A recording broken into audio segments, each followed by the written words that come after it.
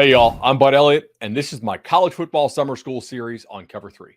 I bring on the team experts from the 24/7 sports staff and ask them the questions I care about. No fluff. Which players will be toughest to replace? What position groups are sneakily better or worse than I realize? We get you the scoop on each team in 20 minutes or less. Let's go. Hey, guys, Bud Elliott here, and welcome back to College Football Summer School on the Cover 3 podcast. Today, I'm talking a little Baylor, and for that, I'm going to bring on Tim Watkins of Bears Illustrated. Tim, thanks for joining us. Thank you for having me, bud. Excited to talk about what Baylor's been doing this spring. Absolutely. So last year, a bit of a step back in record, maybe not quite as big of a step back in power ratings from 2021. I know most of the metrics out there still had them kind of the mid 30s. So like maybe just they didn't live up to the power rating that they actually played to in 22, and maybe we're slightly close game luck, I guess, in 21. What was your take on the season? I think you hit it on the head. In 2021, when Baylor won the Big 12, won the Sugar Bowl, they had close game luck. They won those tight contested games. They won on the margins, stopping Oklahoma State a couple of inches from winning the Big 12 title game. Last year, they lost on those margins. They had unforced errors, untimely turnovers. Blake Shapen didn't take the step that many Baylor fans, and I know the Baylor coaches really wanted him to see, was very inconsistent in the back half of the year, primarily after that West Virginia game where he left due to a concussion. So it was a season really lost on the margins of it. They lost those close games, and quite honestly, the defense didn't live up to expectations. And when your quarterback is inconsistent and your defense is having trouble getting off the field, you're really putting yourself in a lot of tighter games and their shootouts, and they didn't perform in those. Yeah, I think it's a great point by you as far as the critical down success, right? So the offense, most power ratings, I think, had him kind of in the mid 20s there, which is a decent improvement from 2021. But yet at times they didn't execute maybe in some of those kind of close and late downs. The decision to go with Blake Shapen, though, which they made last spring, which allowed the backup to hit the transfer portal, a pretty good one, it looks like. I know he threw 10 picks, but when I watch Baylor, and I don't get to watch every Baylor game, he looked pretty good. Yeah, the offense, I don't think from a general execution let them down last year. It was an offense that was better and significantly better in some areas when comparing it to that 2021 season. The defense, though, went from very good on the fringes of elite in 2021 to pretty mediocre in regards to turnover creation, in regards to sack rate, in regards to third down success and getting off the field. We saw significant dips. We also saw Baylor make some pretty aggressive changes on the defensive staff in response to this, with longtime defensive coordinator and kind of mentor of Dave Aranda, Ron Roberts, moving on, bringing back former safeties coach and the co-defensive coordinator at Oregon last year in Matthew Powledge. Really, that was a response to try and get better energy, try to get better cohesiveness, and really create a defensive scheme that takes that step up, which is to be expected under a Dave Aranda team. So let's talk that defense before we bounce back to offense. So as you mentioned, like a pretty big step back for them defensively. That stylistically, I thought it was curious. So they were dead last in the nation in blitz rate.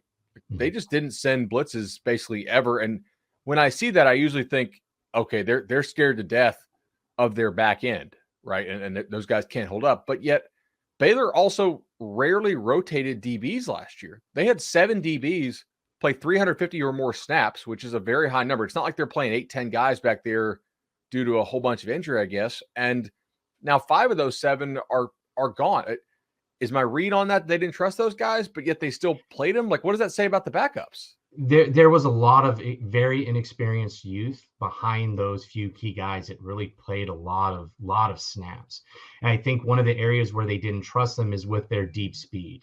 It was a slower group, quite honestly, in the defensive backfield, which meant they had to play less press man. They had to drop back more. They had to play more safe coverages. And that didn't allow Baylor to really blitz as much as they wanted to. But remember, 2 of the key guys that really carried the blitz outside of the defensive linemen were Terrell Bernard and Jalen Petrie in 2021.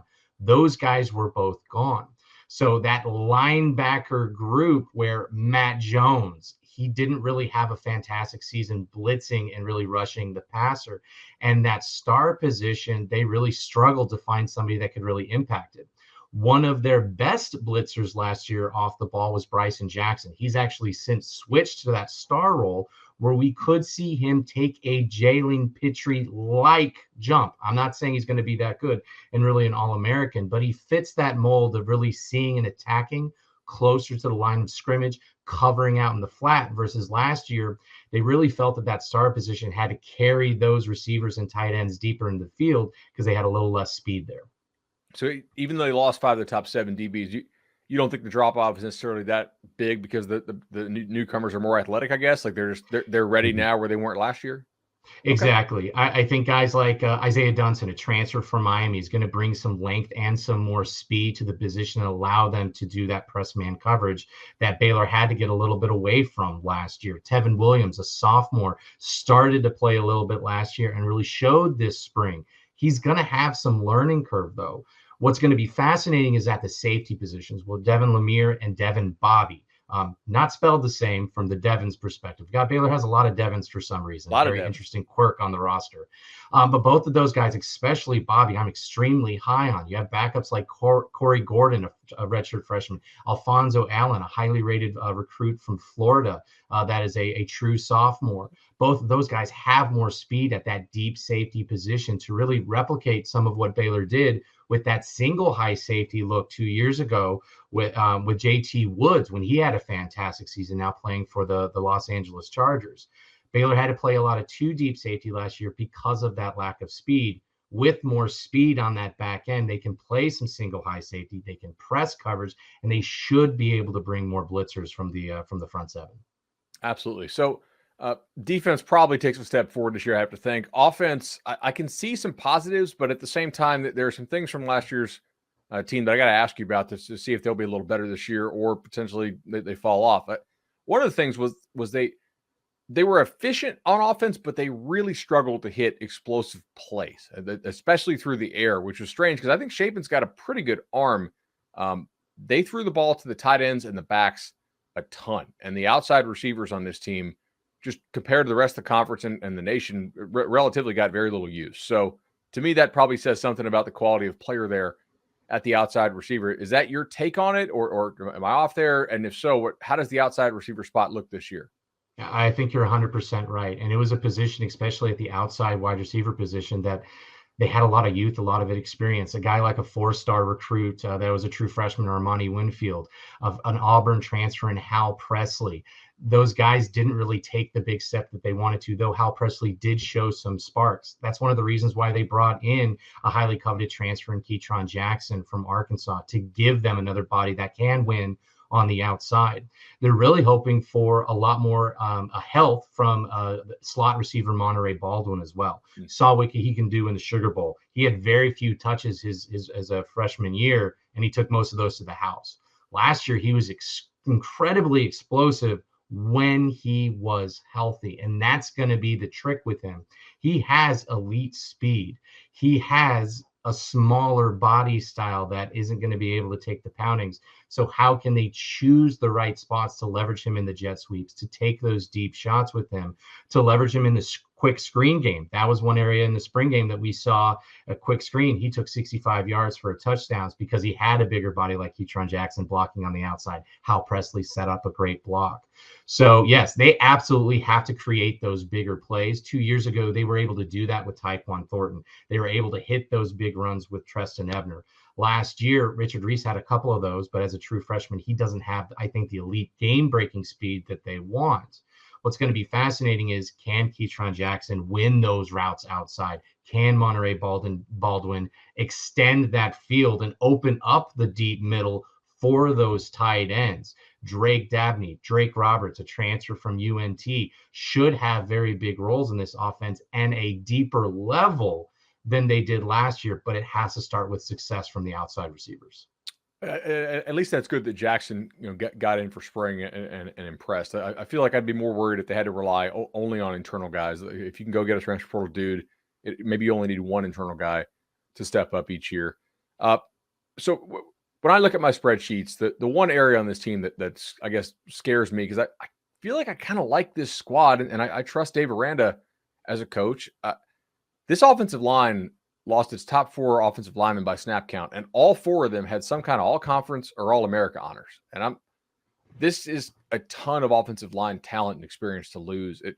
How big is the drop-off here, in your opinion? That's going to be one of the biggest questions. I think with the development of the defensive backfield, I would put the offensive line and really creating that cohesive unit at the forefront of questions about Baylor in 2023. Luckily, I would put the two kind of offensive minds around that offensive line up against anybody in the nation. You're talking Jeff Grimes, who has excelled as a high-level Power 5 blue blood offensive line coach. You're talking Eric Mateos, a guy that is very much in demand. Georgia made a heavy run at him looking for an offensive line coach prior to last year, and Baylor ponied up and really kept him in state and kept him at Baylor University. I think with those two guys, the learning curve and the ramp-up period for a developing offensive line, I feel better about. But you're absolutely right. They lost a lot of experience and a lot of high impact guys, especially at the college level. It's one of the reasons why they brought in 2 BYU transfers familiar with what Grimes and Mateos did at BYU, and Clark and Campbell Barrington. They're really going to be looked at that center role, a critical role in this Bears outside zone, wide zone scheme, and then left tackle for Campbell Barrington. Both of them have a lot of reps and experience in this type of offense. Clark, the senior center, has been an All-American caliber player in the past. Campbell Barrington, as a freshman, was a freshman All-American at BYU. So there's a lot of building blocks to build on, but Gavin Byers is really the only other offensive line with significant experience, and he kind of rotated at that left guard position. You have youth and Tate Williams, a guy that the Baylor staff is extremely high on, really is right now one of the favorites at the right guard spot.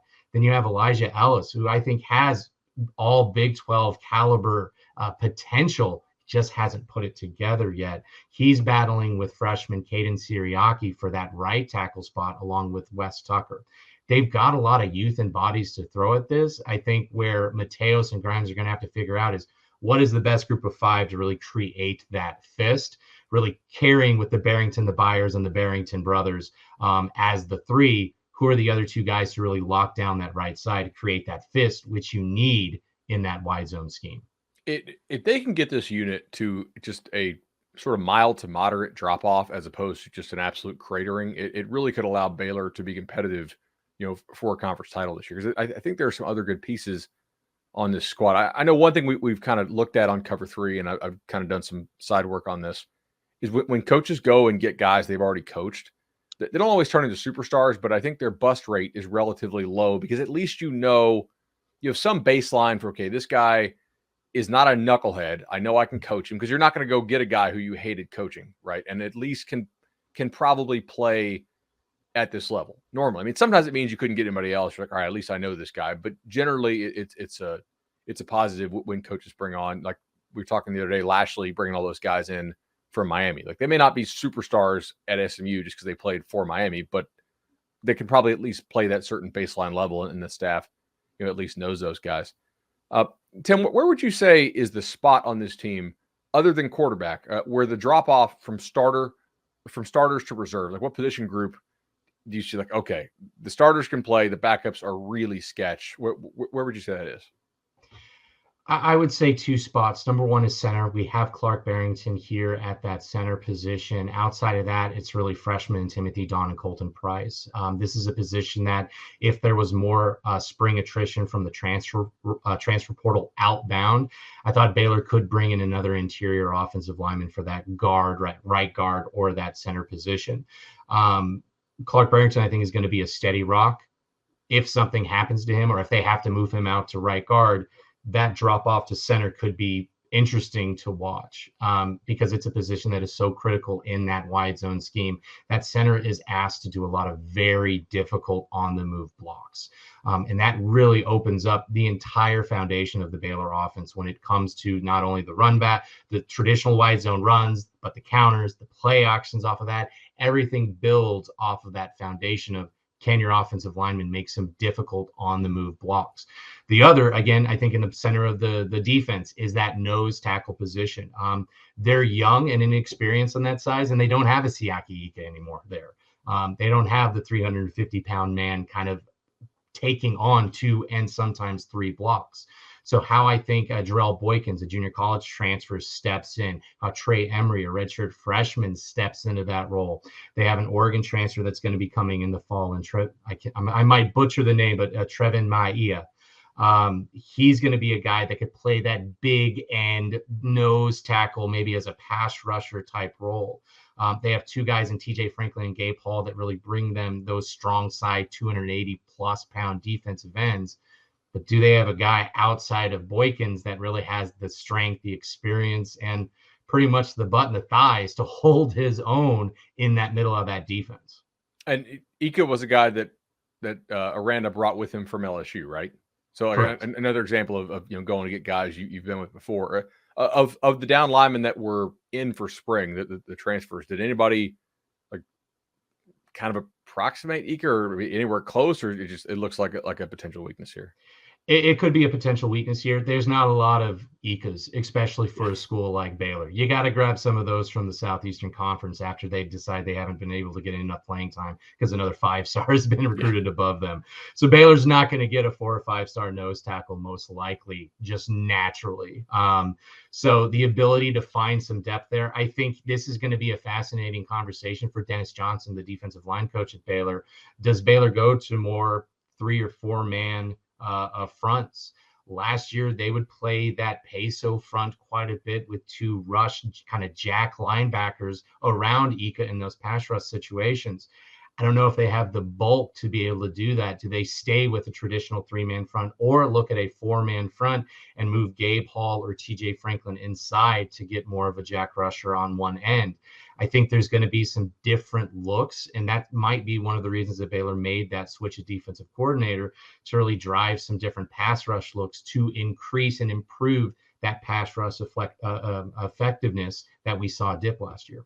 If you can play more, if you need to play more one gap, obviously it does help to be able to play a little more single high in the back end. Last one for me here, Tim. I really appreciate the time today joining us on the Bud Elliott College Ball Summer School here on the Cover 3 podcast. So Blake Shapen I thought it was, I won't say ballsy, but like the staff made the decision to go with him over a more experienced guy. The decision, I think, for the most part, paid off. Do you see any kind of leap from him in the spring? Because like there was some kind of whispers, and some of the throws he makes are really, but the guy has some serious arm talent. Do you think he has the potential to be like a top couple rounds pick here? That's a fascinating question, because I think from a fundamental standpoint, his footwork has to get a lot better. We still saw it in the spring game, which was a little bit concerning, where he throws without the proper footwork. And that's where he's really trusting that shortstop arm, that baseball arm that he has, to really throw off schedule a little bit and throw off balance. And that's where he gets himself in trouble. He's late on throws. He can be behind on throws. He floats them over the middle, and that's red flags, sirens going off, danger areas. And that's where he really struggled with last year. That's going to be up to Sean Bell, the Baylor ex-legendary quarterback, and as well as their current quarterback coach.